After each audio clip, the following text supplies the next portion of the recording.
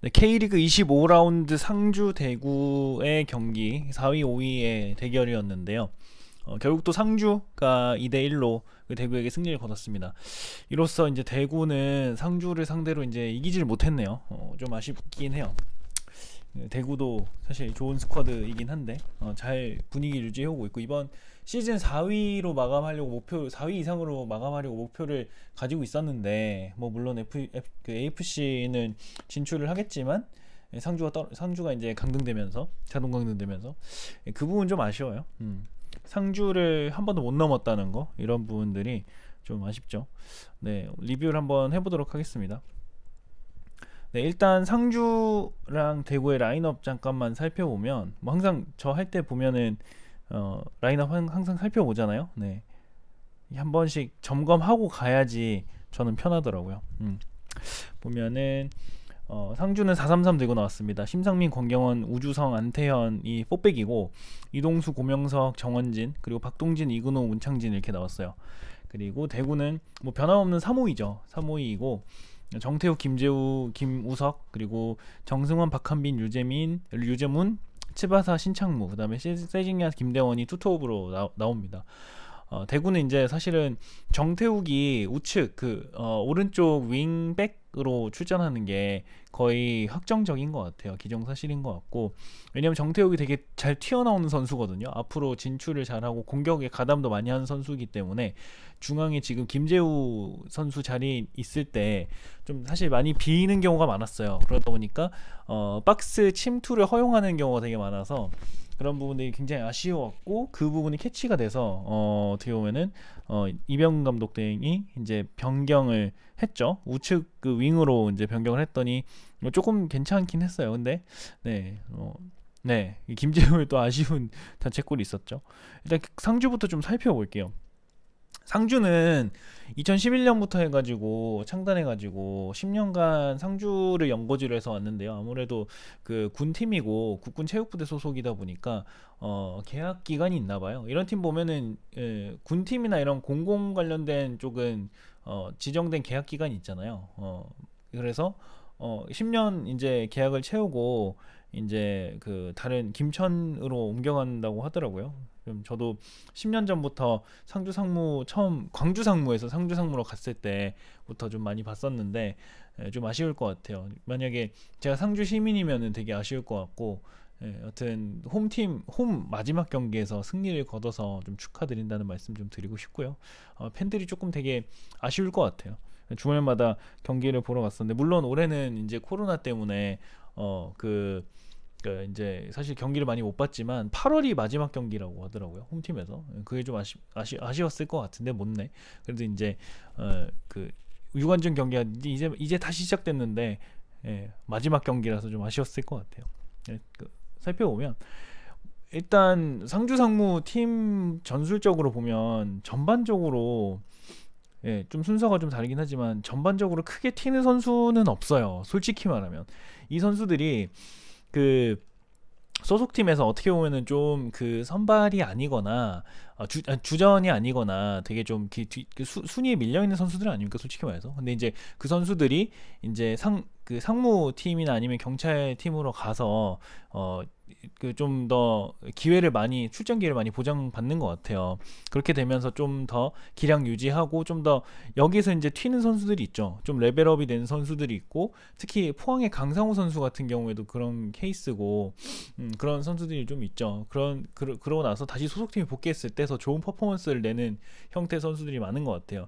그래서 우리나라는 참 되게 이 국군 체육부대 소속의 팀이 있다는 것 자체가 되게 특이하지만, 그만큼 소속팀에도 좋은 영향이 있는 거죠. 일반적으로 보면은 임대를 많이 보내잖아요. 기량 유지가 안 되거나 출장 시간 보장이 안 되면은. 근데 우리나라는 그런 부분이 이렇게 군을 다녀오면서 군 문제를 해결하면서 같이 뭐 대안이 될 수도 있는 거죠. 아무튼 참 재밌고요.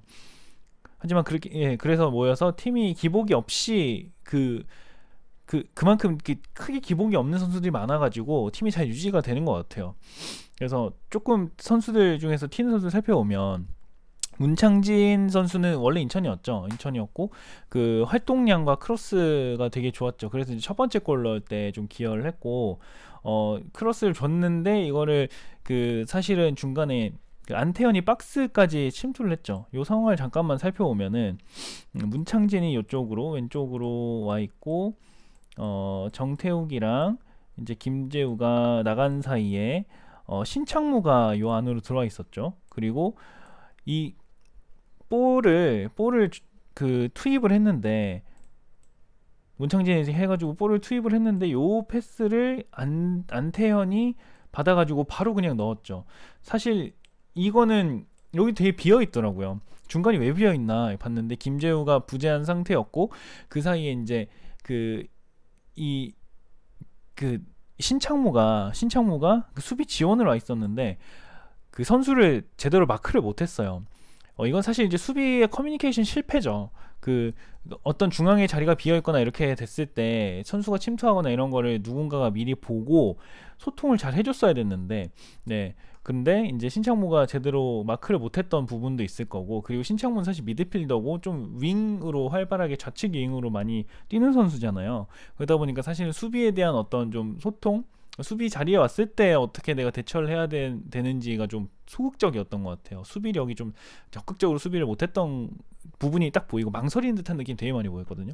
그런 부분 때문에 됐던 부분이었고, 근데 여기서 중요한 거는 안태현이 지금 제가 여기까지 가져왔는데 안태현이 그 오른쪽 윙이죠. 윙백이죠. 백. 그러니까 수비인데 그 이제 박스에서 있다가 박스까지 침투를 한 거죠. 이게 전형적인 어떻게 보면 박투박 형태, 박스 투 박스 형태의 공격인 거고, 그 이렇게까지도 올라와서 공격을 해주는 선수라는 거죠. 공격 지원까지도 해주는 선수라는 거죠. 물론 이 팀 자체가 되게 탄탄하게 돼 있는 것도 있겠지만 상주에서 이렇게 사실은 이 박스에서 우리 팀 박스에서 상대팀 박스까지 이렇게 오는데 굉장히 체력적인 부담이 소모가 많이 되거든요. 근데 이렇게까지 뛸 수 있다는 거는 참 체력이 좋다.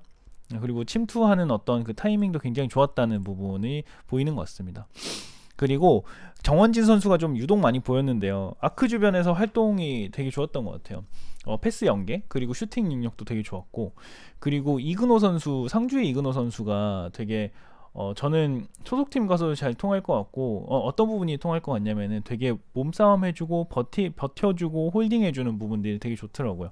근데 의외로 이 선수가 조금 발재간이랄까요? 발재간이라면은 조금 그 오른쪽 측면에서 그때 한번 그 후반전인가요? 오른쪽 측면에서 이렇게 그 수비 앞에 놓고 한번 오른쪽을 살짝 제친 다음에 슈팅하죠.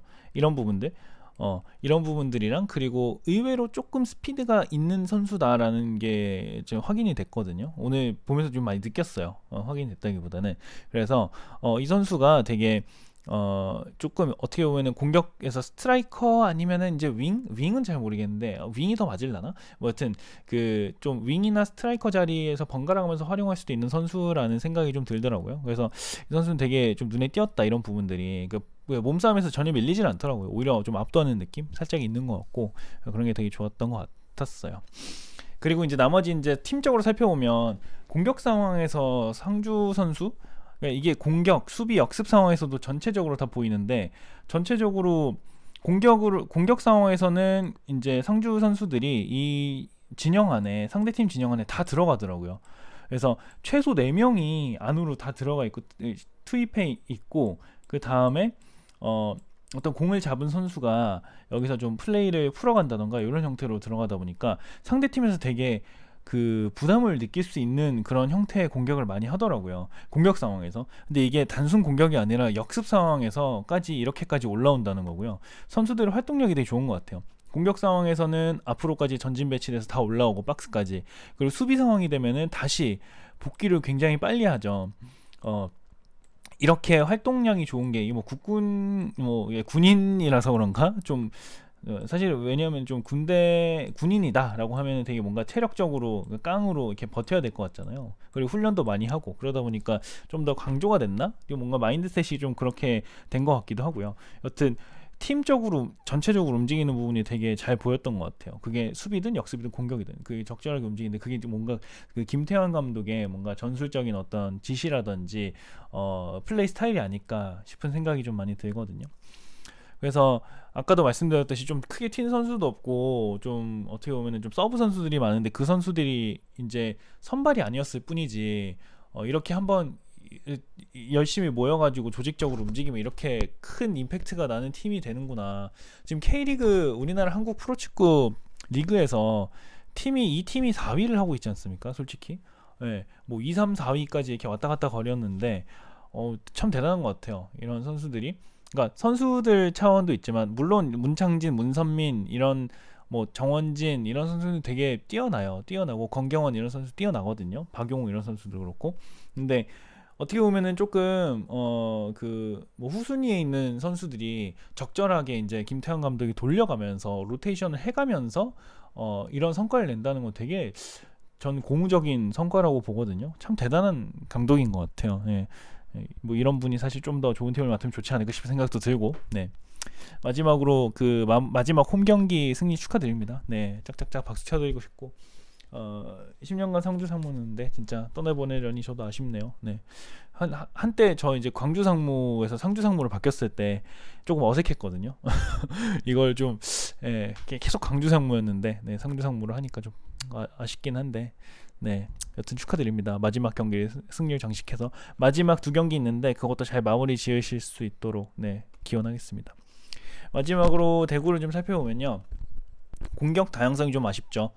이건 항상 이제 제기되는 얘기인데 김대원과 세징야가 투토로 나왔어요. 근데 사실 김대원이 그만큼 임팩트를 못 보여줬던 것 같아요. 시즌 초반에 그리고 작년에 어떤 임팩트를 많이 못 보여주는 것 같아 좀 아쉬운데 오늘도 세징야 프리킥 골만 한 골 넣었죠. 물론 굉장히 환상적인 프리킥이었어요. 이 되게 커브가 되게 예쁘게 그려져가지고 구석으로 차는 그 세징야 특유의 세징야 가장 잘 찰 수 있는 형태의 굉장히 예쁜 궤적이었죠. 예, 그거는 굉장히 세징야 개인 능력은 굉장히 뛰어나다. 이런 부분은 오늘도 확실히 알 수 있다. 이런 상황에서도 어려운 상황에서도 넣을 수 있는 선수다. 반전을 깨하게 만들 수 있는 선수다라는 거는 확실히 느껴요. 네. 그 이후에 대구 공격이 조금 활발해졌죠. 네. 근데 이제 실점 상황에서 수비가 좀 많이 아쉽죠. 네. 그 첫 번째는 아까 말씀드렸던 그 침투 선수를 못 본 신창무 선수. 근데 이게 신창무 선수의 전 잘못은 아니라고 봐요. 그 수비진의 소통이 중요하거든요. 요즘에 토트넘 다큐 있잖아요. 그거 보면은 무리뉴 감독이 수비 실점 상황에서 수비들의 이제 행동이나 커뮤니케이션 그 얘기를 많이 하거든요. 근데 그때 그런 장면 하나 있었던 것 같아요. 델레알리가 수비를 못해가지고 골이 먹혔다 뭐 이런 부분 이런 느낌으로 아마 일반 시청자들은 바라보실 수 있는 관중들이나 팬들은 바라보실 수 있는데 근데 이제 무리뉴 감독 그런 얘기를 하죠. 나는 이 상황에서 델리알리를 탓하고 싶지는 않다. 오히려 주변에 있는 너네들을 수비 선수 너네들을 좀 탓하고 싶다. 왜 이 선수가 나왔을 때 소통하지 않냐 이런 부분들 얘기를 많이 하잖아요. 그런 부분들이 똑같이 저는 얘기를 하고 싶어요. 왜 주변 선수들이 이거를 소통하지 않았냐? 왜 밀착 마크하라고 얘기하지 않았냐는 부분이죠. 신창무도 수비수는 아니지만 그런 상황에서는 물론 수비 역량이 떨어질 수 있죠. 스킬이 떨어질 수 있거든요. 근데 왜 그 상황에서 정확하게 얘기하지 않았냐는 거죠. 예. 공만 보고 있었다는 거죠. 그런 소통이 좀 아쉽다. 그리고 김재호 선수 실책골은 되게 좀 아쉽죠. 예. 그것만 아니었어도 적어도 비길 수는 있었는데 수비는 애매하게 뭔가 하면은 먹힌다 이런 부분이 확실하게 보였습니다. 김재호 선수 그때 이제 그 자책골 넣을 때 되게 애매한 느낌의 포지션 그리고 포즈로 되게 처리했잖아요. 할까 말까 하다가 애매하게 들어갔는데 물론 그 선수의 어떤 의도라든지 내가 막아야겠다라는 부분이 잘못됐다는 건 아니죠. 되게 잘 하는데 근데 그런 상황에서 어떤 애매하게 하다 보면은 죽도 밥도 안 되는 상황이 된다는 부분이고 전 그리고 여기서 한 가지 더 이제 구성민 선수한테 조금 아쉬운 게 진정한 국대라면 이 상황에서도 막을 수 있지 않았을까 하는 부분이거든요. 사실 조현우 선수는 이런 역동작 걸릴 때 의외로 신들린 선방을 한 경우가 있거든요. 그래서 또 너무 대놓고 비교하자면 그렇지만 그런 부분은 네, 좀 더 클래스가 높은 골키퍼가 되려면 그래야 되지 않을까 싶은 개인적인 생각입니다.